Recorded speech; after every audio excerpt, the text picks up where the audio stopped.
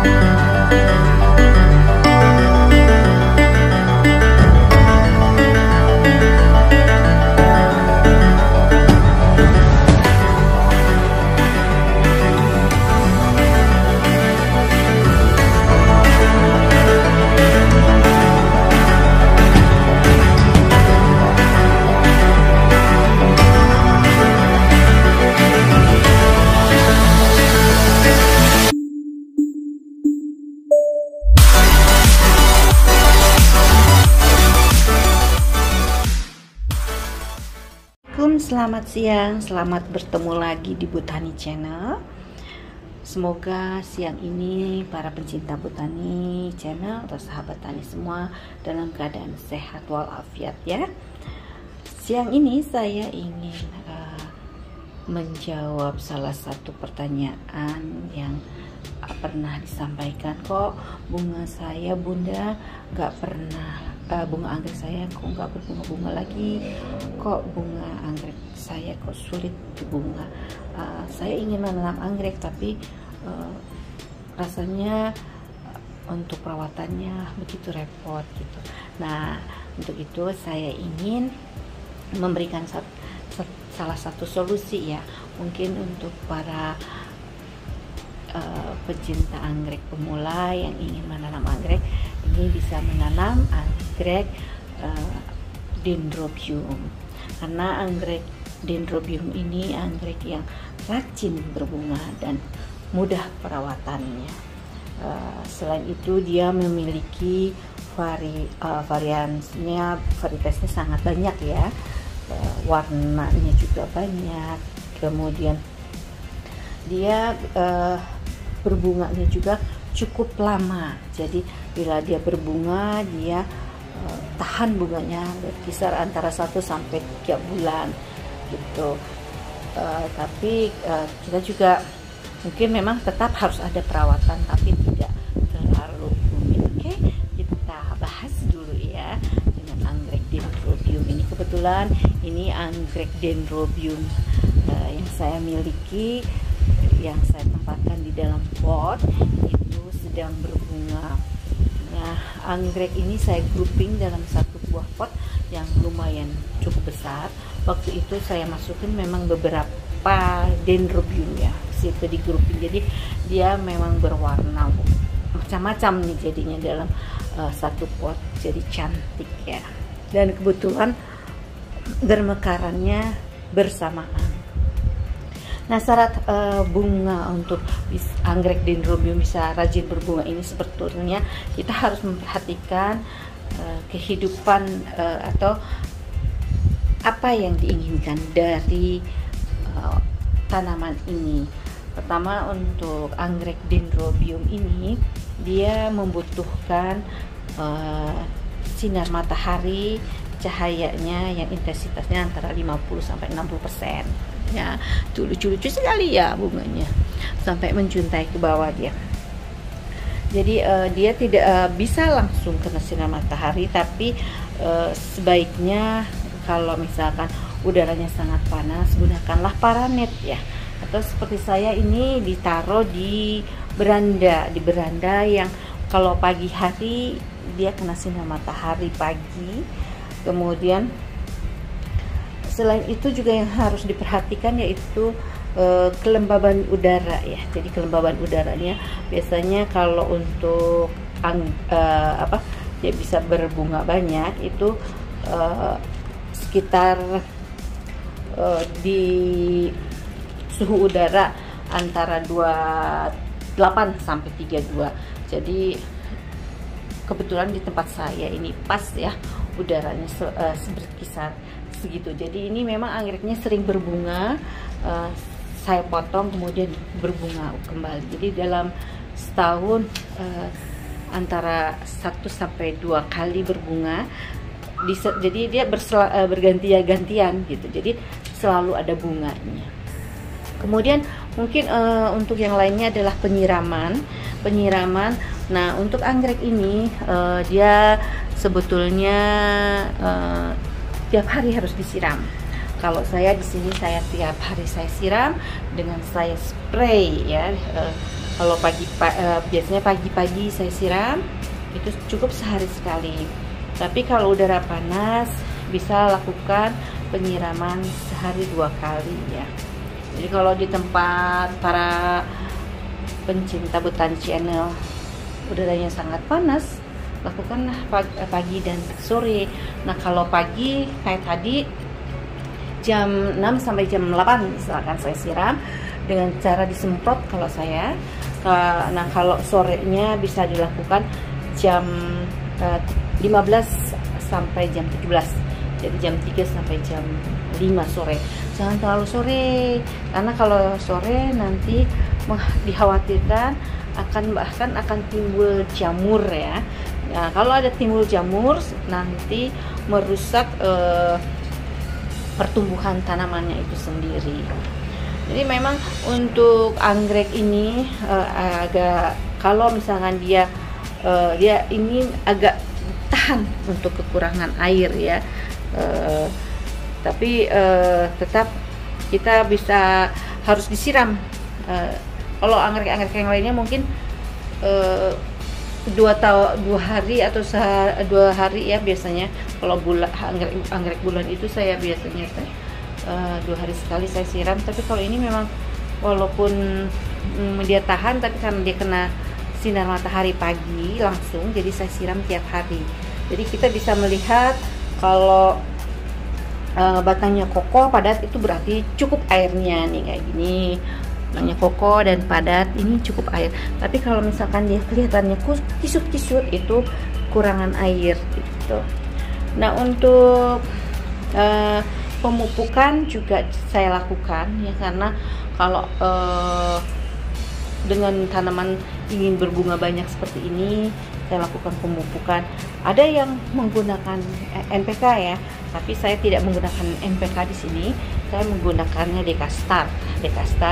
Saya tabur karena memang kadang-kadang waktu saya tidak bisa rutin sekali. Jadi saya gunakan Dekastar supaya 4 bulan sekali saya baru pupuk ulang.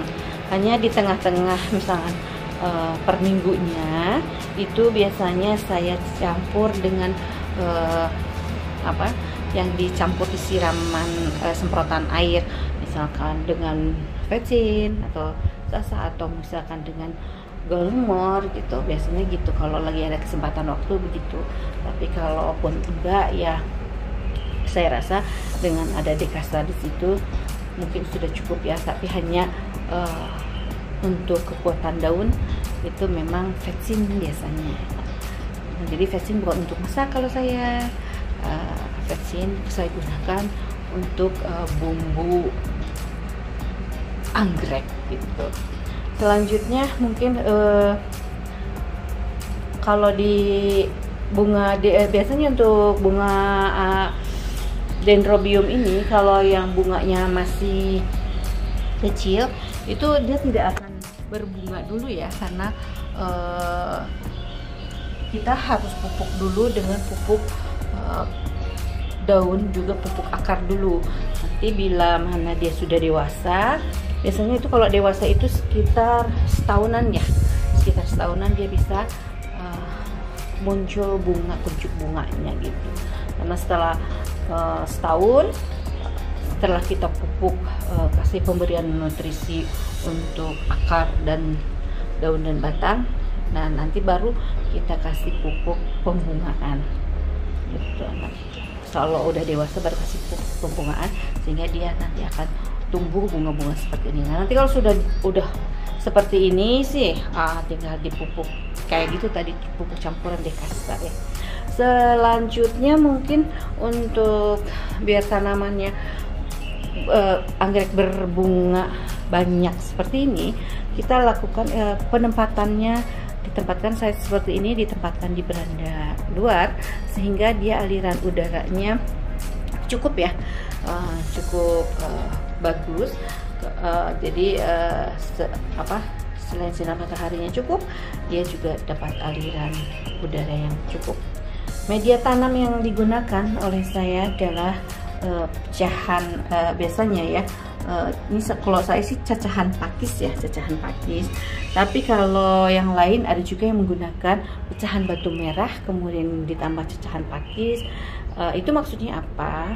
Supaya drainase airnya mengalir dengan baik. Jadi kalaupun kita siram, disemprot itu tidak sampai menggenang gitu.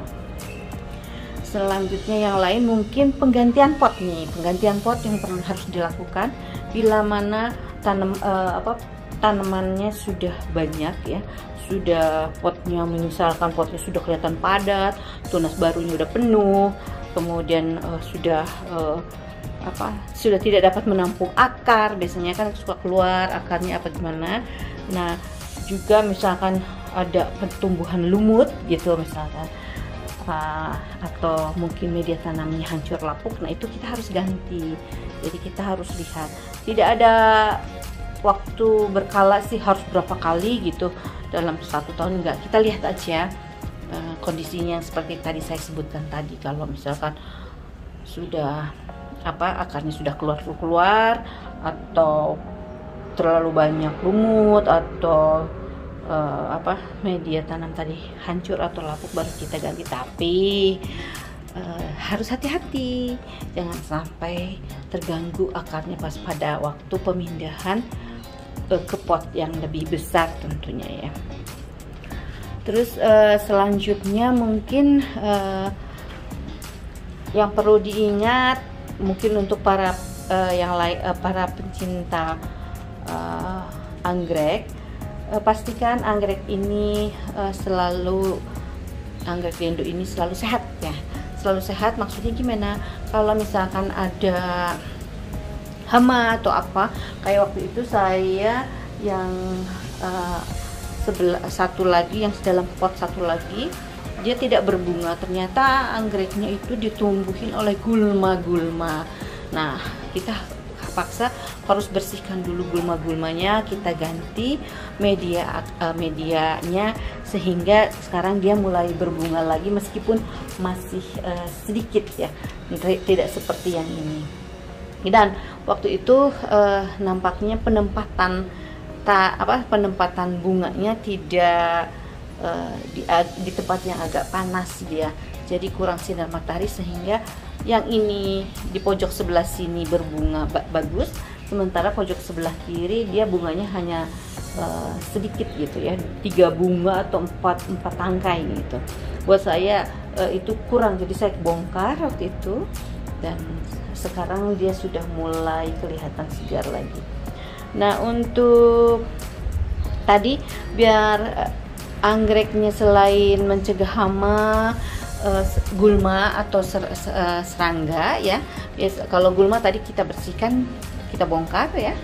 Nah tapi kalau hama biasanya saya rutinkan seminggu sekali saya semprot daun-daun ini dengan medianya, juga akarnya dengan sunlight ya, dengan cairan sunlight, atau juga kalau misalkan enggak dengan cairan insektisida. Kalau misalkan dengan sunlight masih tidak mempan, lakukan dengan cairan insektisida.